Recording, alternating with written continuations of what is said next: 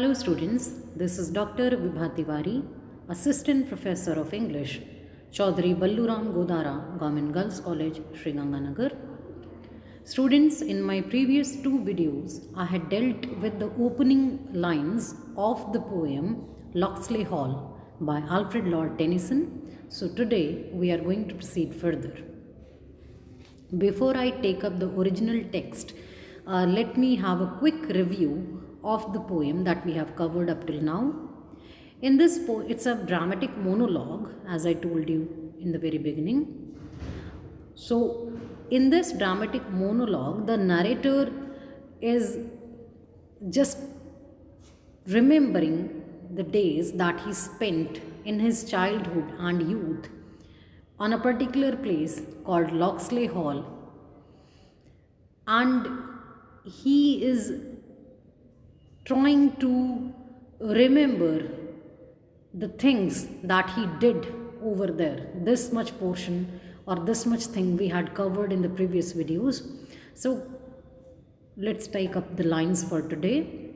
When the centuries behind me like a fruitful land reposed, when I clung to all the present for the promise that it closed, when I dipped into the future as far as human eye could see, saw the vision of the world and all the wonder that would be. The narrator says that when he was young and he was staying at this place, Locksley Hall, at that time, the bygone time, the past appeared to him as a fruitful land. That means he had all sorts of plannings for the future in his past. When I clung to all the present for the promise that it closed, and says at that time he used to stick to the present time. It's the tendency, it's human tendency. When one is young, the present appears to him or her as something which is full of excitement, which gives something new at every juncture. So same was the case with the narrator also. He says, when I was young and I was here at this place, at that time, the bygone time appeared, the past appeared to me as a fruitful land. Why fruitful? Because that was the time when I had made up plans for my future. And it was the time, and at that time for me, the present time was like that it was all full of promises. That means it was the time for execution. And it's very common when one is young, one is full of energy, one is full of all sorts of notions, adventurous notions. So same was the case with the narrator also. At that time he was all full of vigor and excitement. So he says that I used to cling to the present, I used to stick to the present because of the promises, because of the you can say hope that was embedded in that time. And I was hopeful of completing all my dreams at that time. When I dipped into the future as far as human eye could see, he says, at that time I visualized in my imagination. And what was the vision that I used to see? He says, I had the vision of the future, saw the vision of the world and all the wonder that would be. He says, at that time I had the vision of the future with all the grandeur and glory and of the wonderful times that were to come. That means when a person is young, one is full of all sorts of positivity, vigor, excitement is there, and at that time everything appears to us attainable. It appears to us as if we can achieve everything. So same was the case with the narrator also. So in this particular stanza, we can say that he has dealt with the time zones very beautifully. The narrator says, when I was young, it appeared to me that past was a time which was fruitful. Why fruitful? Because it was the time when I made plans for my future.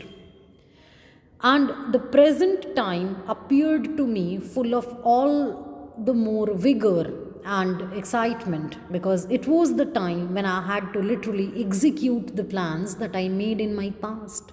Similarly, when I visioned future, at that time, future appeared to me very grand.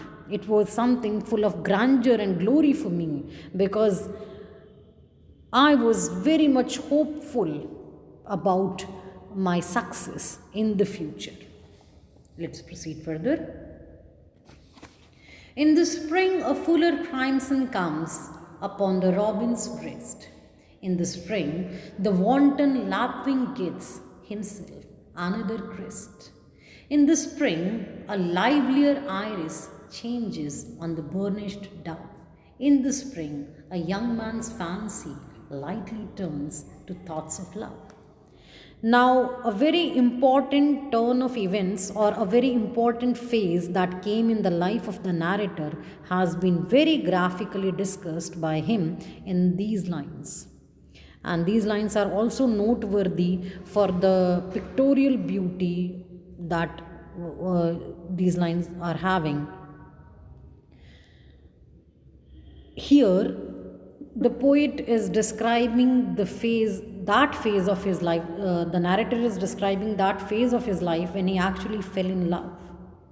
And it is very true that when one falls in love, everything appears rosy to him.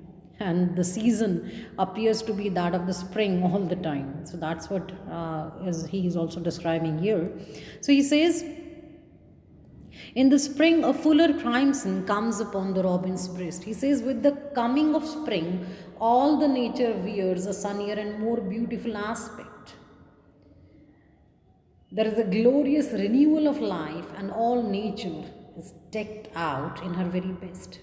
So, giving the example of robin is a bird, he says, the crimson, the breast color of robin is already red. But when it comes the time, when springtime comes, it becomes all the more bright, all the more crimson. So the narrator just points out this fact. He says the crimson breast of the robin grows more crimson in the spring season. Similarly, in the spring, the wanton lapwing gets himself another crest.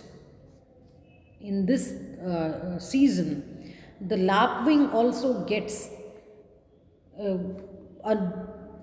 this wanton word has been used because wanton normally it is used in negative sense, but here it has been used in the sense of playful. So the playful bird lapwing gets another set of crest, rainbow colored crest on his head. So these are the changes that occur to these particular birds. The breast of the robin becomes all the more red. Similarly, the lapwing also gets another set of crest, or rather new feathers or plumes grow on the head of the lapwing. Similarly, in spring season, the dove, the color of the iris also changes. Dove is a beautiful bird, it's like a pigeon. So the rainbow colored neck of the color of the eyes of this bird changes in the spring season. The iris color changes in the season. And when nature itself is changing in such a way towards betterment, naturally such things are going to have an effect on the human mind also. So he says, that's why the spring is the season of love. He says, in the spring season, the notion or the ideas of youth, of young persons, they also turn towards love because it's a season of love. So he says that when nature itself decks itself, when nature itself is all the more, you can say, growing all the more beautiful in the season, how can a human being be not affected by this?